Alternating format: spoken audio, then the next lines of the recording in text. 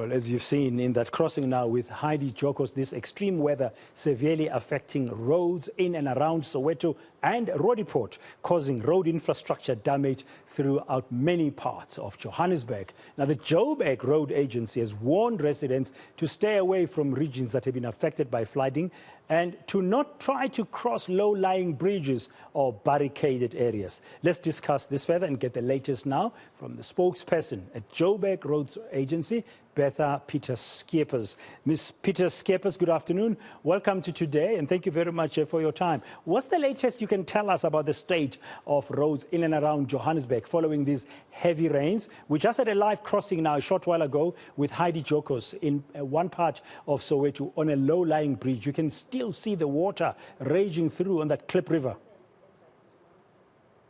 Yes, Dan. I mean, low-lying bridges are meant to overtop. So that bridge is doing exactly what it's meant to be doing, is to overtop.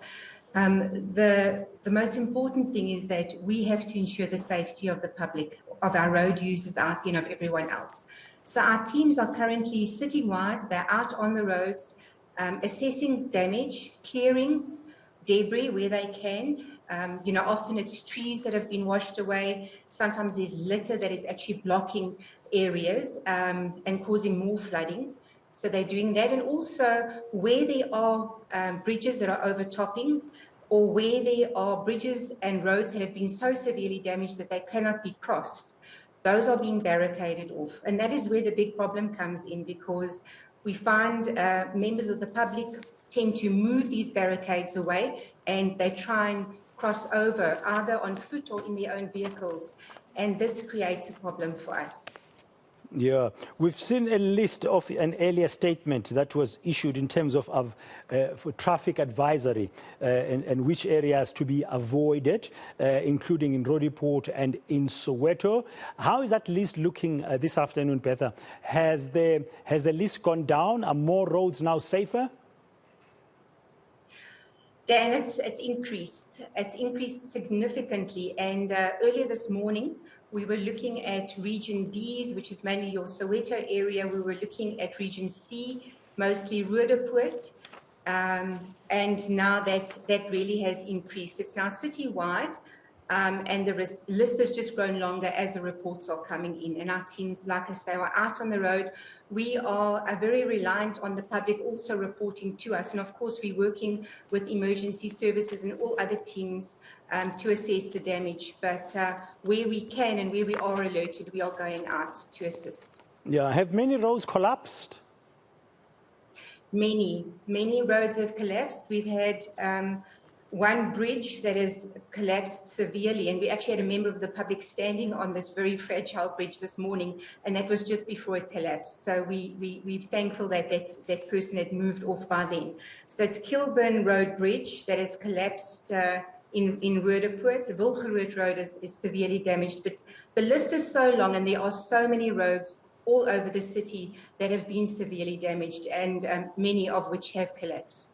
Yeah, and weather-wise, we'll be getting an update here on eNCA this afternoon before 5 o'clock. It looks like there could be some more rain coming. I see dark clouds hovering over sections of Johannesburg this afternoon and Soweto.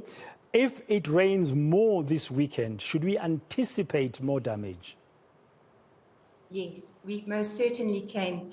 Our emergency teams are out there, and we will be circulating the contact numbers for all our regional depots, the emergency teams. And if we can just ask the members of the public, if roads are barricaded, please don't remove those barricades. It's dangerous not only to yourself, but to everyone else. We can expect more damage, certainly on the roads, most especially if this weather.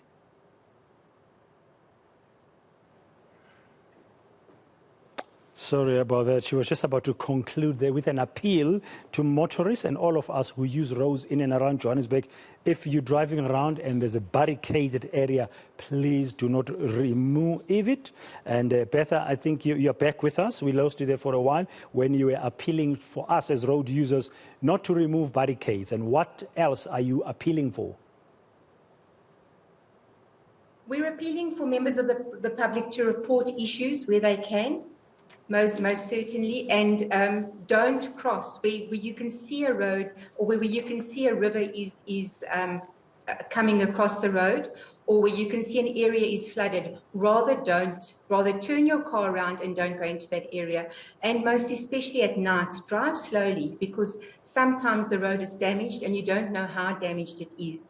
And also where water is flowing, the water could take your car very easily. Yeah, we can anticipate that the cost to many homes in and around Johannesburg, like in Soweto, in the area of Protea Glen, that have been submerged in the water, there'll be lots of damage. We can also anticipate, as you've just told us, Bertha, that more roads could be damaged by further rains, and already you are dealing with many collapsed bridges.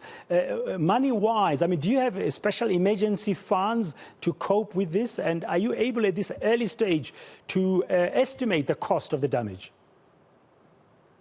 It's too early to estimate the cost, Dan, but most certainly we will be compiling our reports next week, I'm sure, and assessing the total cost of damage and looking at what we can do to try and return the infrastructure to safety for our road users.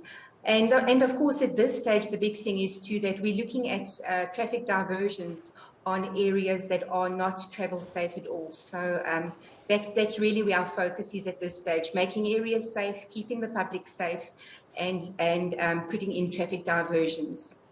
Yeah, the other part of my question was about emergency funds. Does JRA have any such funds to assist you during this period for things like what we're seeing now?